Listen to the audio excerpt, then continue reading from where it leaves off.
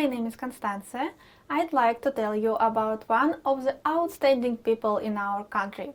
Lev Simonovich Vygotsky was born on the 5th of November 1896 in Orsha.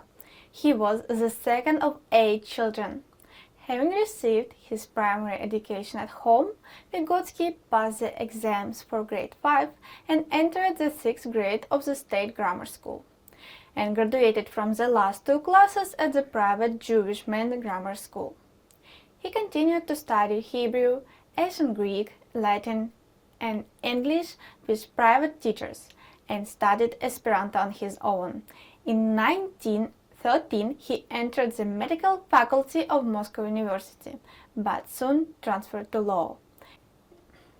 In 1917 he dropped out of classes at the Faculty of Law of Moscow University and completed his studies at the Historical and Philosophical Faculty.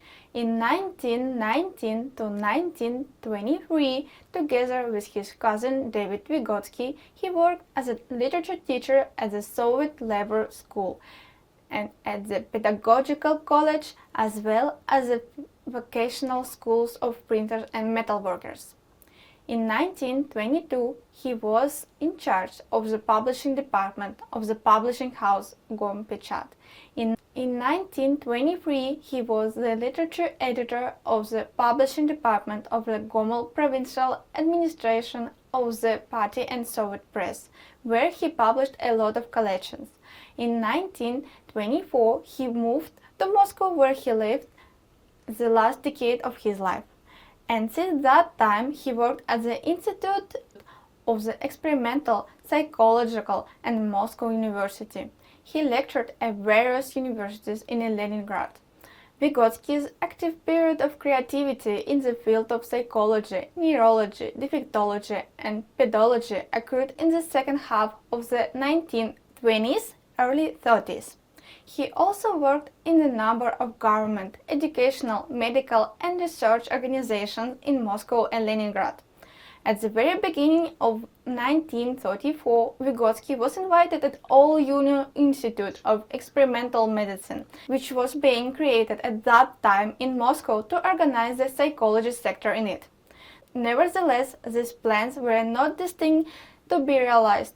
Vygotsky was hospitalized in May and died of tuberculosis in Moscow on the 11th of June 1944.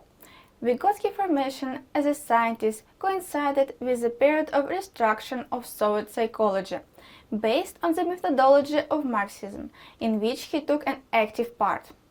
In search of methods for the objective study of complex forms of human activity and personality behavior, Vygotsky critically analyzed a number of philosophical and most modern psychological concepts, showing the futility of attempt to explain human behavior, to reducing higher forms of behavior to lower elements. Exploring speech thinking, Vygotsky solved the problems of localization of higher psychological functions, structural units of brain activity in a new way.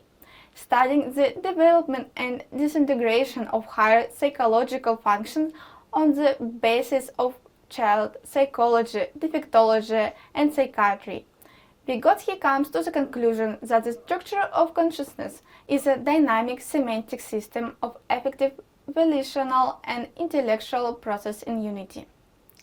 That's all. Now let me ask you some questions. What and how many job positions did Vygotsky have? Has Vygotsky completed higher education? Which one?